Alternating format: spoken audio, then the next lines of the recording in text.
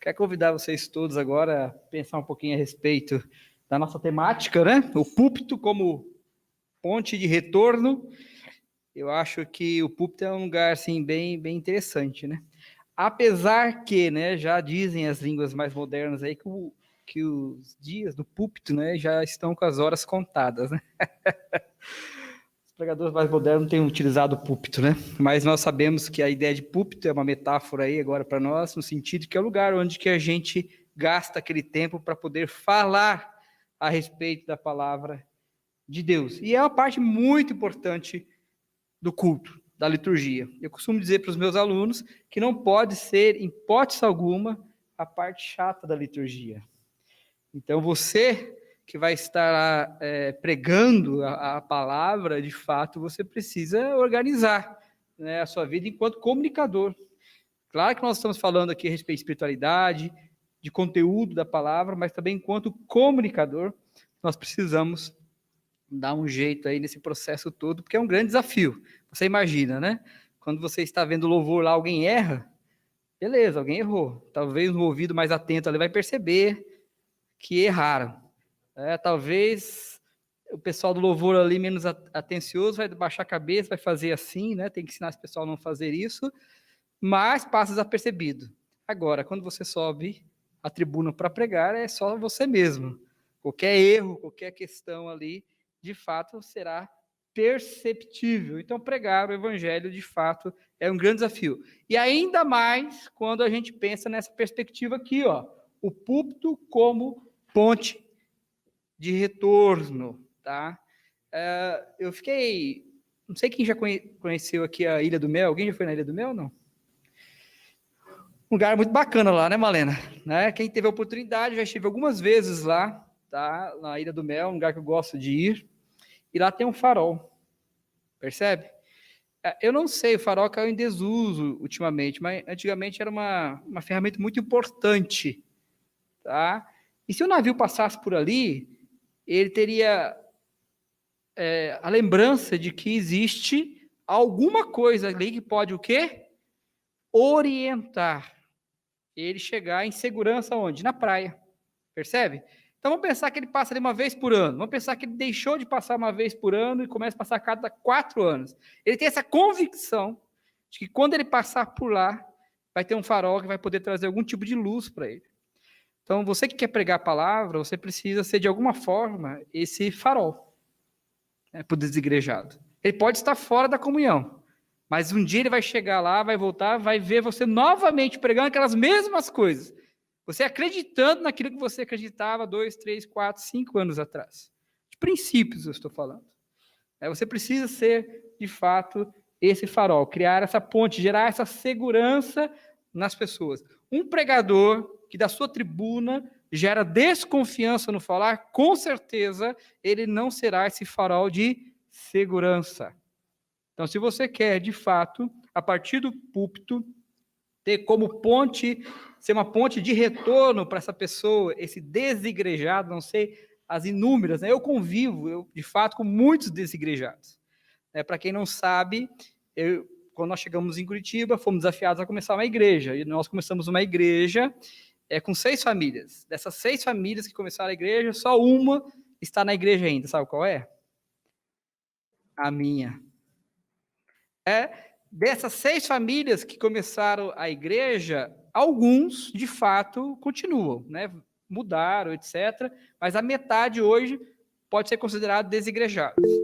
E até hoje, eu tenho, assim, eu nutro, de fato, comunhão com essas pessoas. Por quê? Porque eu quero ser esse farol para elas. E o dia que elas precisarem, falar, eu quero retornar, eu posso estar disposto e com esse caminho aberto para que esse processo, de fato, aconteça. O púlpito, como ponto de retorno, não se estabelece simplesmente naquilo que é pregado, mas naquilo que é vivido. Então, o púlpito é muito mais do que as palavras pregadas ao domingo à noite. É a sua vida que está sendo lida, então, pelas outras pessoas. Tem uma figura aqui, e os meus alunos, primeiro e segundo ano, vão lembrar, eu espero que lembrem, né? Chamado Cícero. Não é o Cícero Bezerra, tá? Que esteve conosco terça-feira aqui. Eu sei que também ele é excelente, mas esse é outro Cícero. Esse viveu no finalzinho do 2º século ali, antes de Cristo, morreu provavelmente nos anos 60, era advogado, filósofo, político, tá? E um grande orador, né? Certa vez disse que um bom comunicador precisa do EPA. EPA! Guarde isso na sua cabeça. Precisa do EPA. O que é o EPA?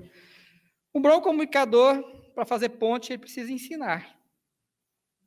Tá? Então, você precisa ter isso em mente, né? Se do púlpito, de fato, você está o quê? Ensinando. Isso diz respeito a fazer o dever de casa, por favor, pregadores.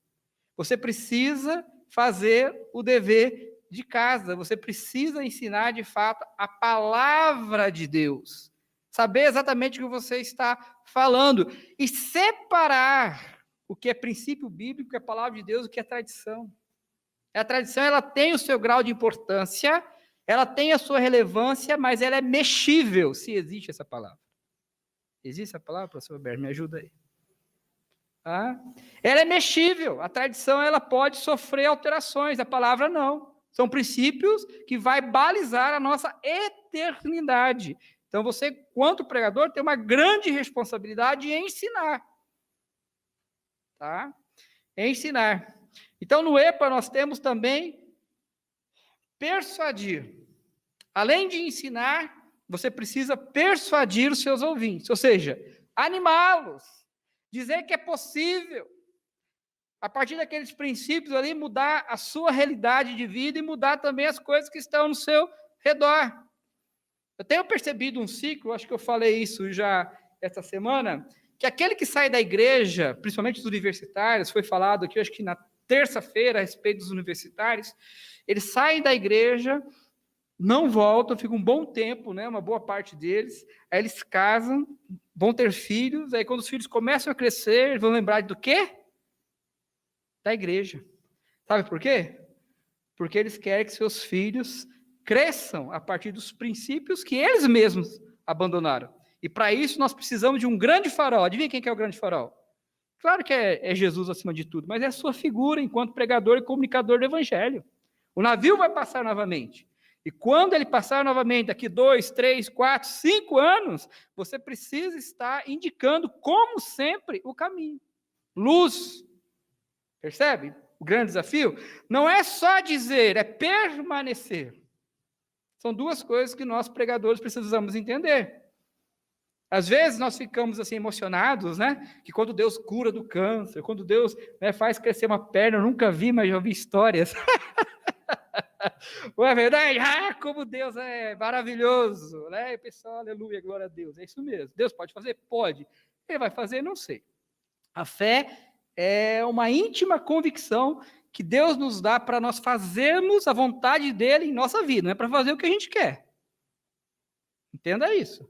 A fé vai de encontro à vontade de Deus para a nossa vida.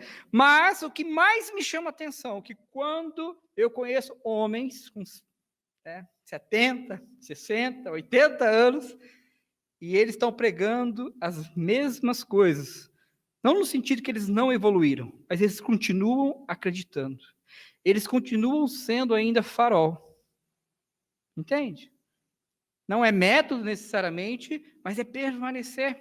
A palavra de Deus em Efésios, se você ler lá de 4, de 1 a 6, o apóstolo Paulo usa uma expressão chamada longanimidade. Ser longânimo é não abrir mão daquilo que Deus repartiu com você outrora. Você vai permanecer naquele princípio para a vida toda. Jesus disse, olha, e estarei convosco todos os dias. Então, você não tem por que se sentir só. Você pode sentir, mas você sabe que Deus está com você. Então, isso é ser longânimo. Você estica, você tensiona o princípio, mas ele não arrebenta. Você continua ali. Você não negocia esses princípios. Quantos de nós temos negociado nosso chamado, nossa vocação, etc., por um bocado de lentilha? Então, ensinar, persuadir, aqui está, e agradar. Esse é Cícero. Vai reclamar com ele se você não concorda. Não comigo. Tá? Mas eu entendo que agradar é, de fato, buscar, enquanto comunicador, ferramentas que possibilitem, então, você comunicar melhor. meios, técnicas, maneiras. E olha que engraçado. Olha para você que está nos ouvindo em casa, para você que está nos ouvindo no YouTube, para você que está nos ouvindo aí no Facebook, tá? Isto também é espiritual. Você ficar ensaiando lá o seu sermão na sua casa, para que ele saia adequadamente, quase que perfeito, isso também é espiritual. Porque você não vai entregar qualquer coisa.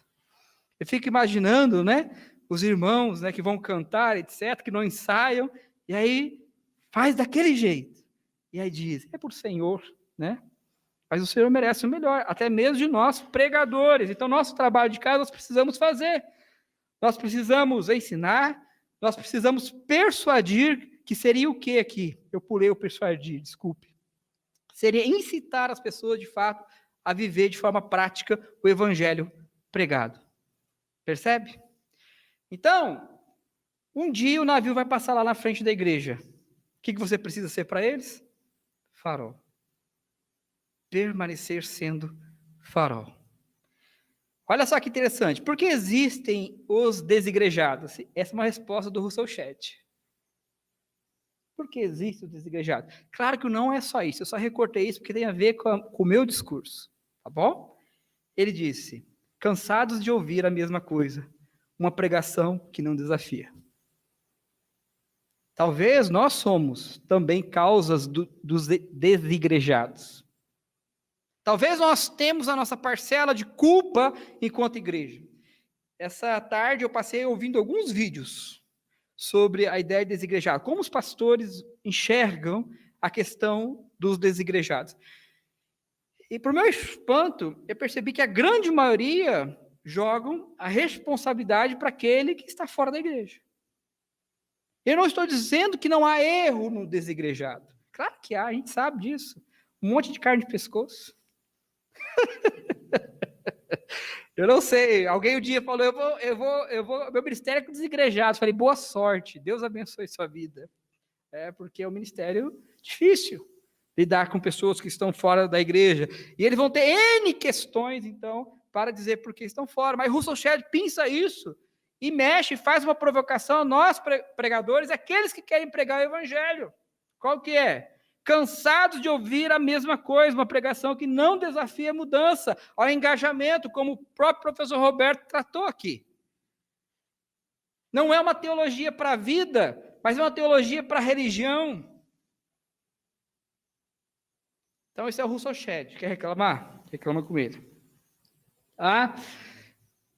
Essa imagem aí.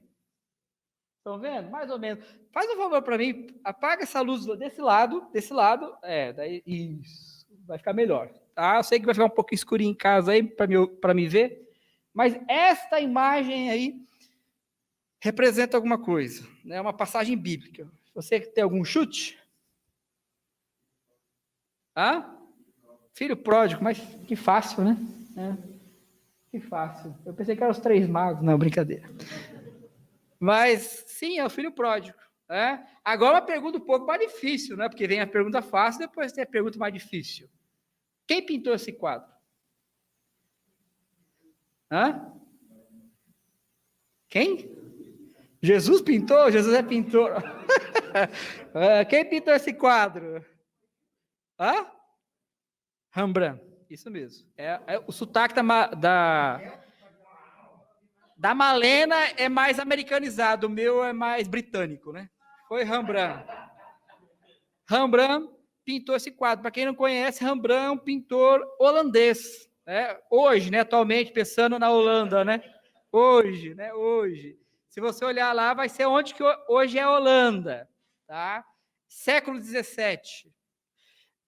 E por que ele pintou esse quadro? Porque ele era um cara muito religioso? Não, por questão de grana mesmo.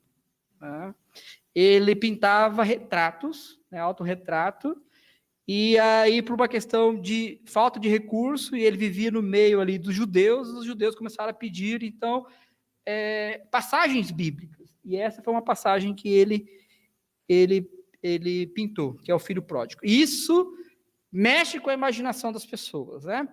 Para os especialistas, né, você vai perceber que uma mão do pai ali, ela é extremamente musculosa. que quer dizer essa aproximação. 5 minutos, irmãos? Mas você deu 10 mais para ele, tô brincando. Essa aproximação, essa coisa, essa pegada mais forte ali, no sentido de segurar o filho. E a outra mão, ela tem uma delicadeza maior, a ideia de cuidado.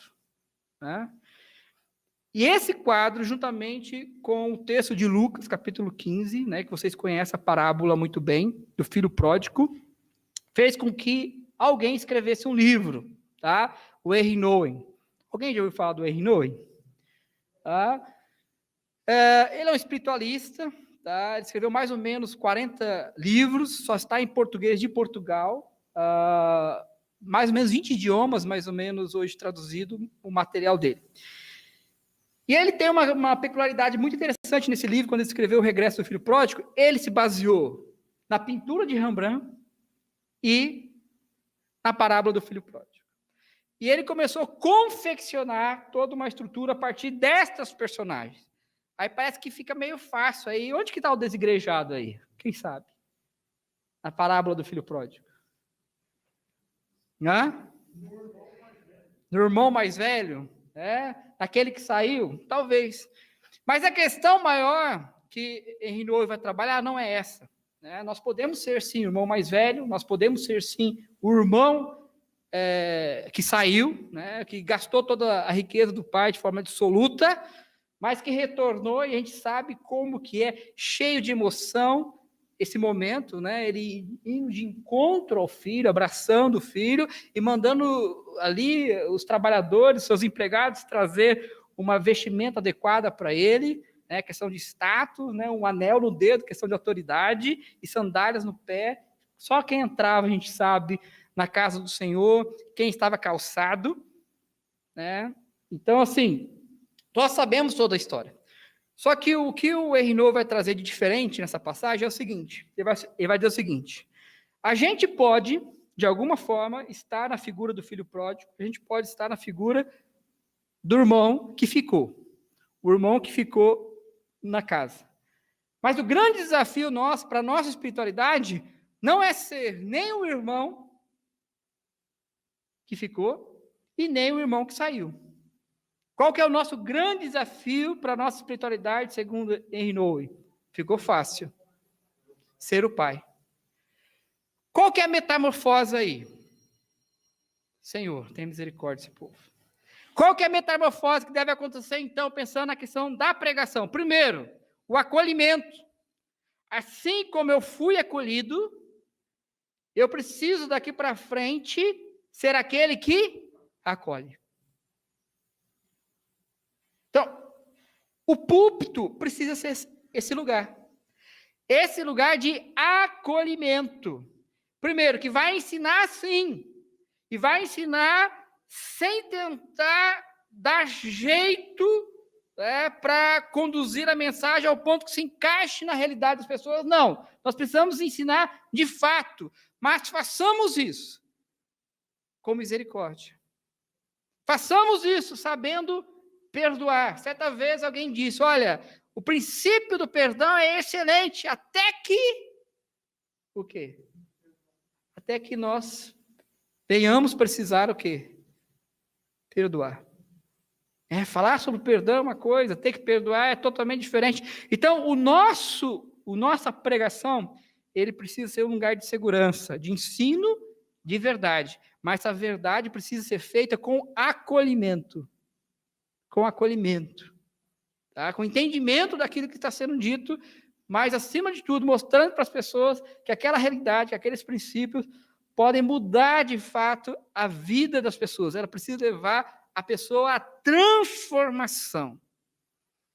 Então, eu não sei qual que é a sua relação, né? Enquanto púlpito e os desigrejados. Eu sei que você precisa permanecer convicto nessas questões, de ensinar a palavra, tá? De provocar nas pessoas, né? O envolvimento, o engajamento, e, acima de tudo, você precisa agradar. Não no sentido de pregar o que elas querem ouvir, mas de buscar meios e maneiras de introduzir, de desenvolver um sermão que vai, de fato, comunicar. Eu tenho falado para os alunos aqui, e de fato isso, viu, professor Roberto, professor Mário, tem que ser trabalhado com mais calma, mas o que segura os nossos ouvintes não necessariamente é o conteúdo, mas é a forma. Então, vamos ser astutos, vamos ter uma boa forma de comunicar o evangelho para que você, enquanto homem de Deus, possa comunicar de verdade o evangelho, não agora para ouvidos surdos, mas para ouvidos que queiram, de fato, ser ensinados. Tá? E isso, em partes, o Nil está doido para falar. Isso, em parte, depende de quem? Do pregador. Então, se nós queremos, de fato, um púlpito, né? Se nós queremos, de fato, um púlpito que seja uma ponte para buscar o desigrejado, de repente está aí uma pequena provocação.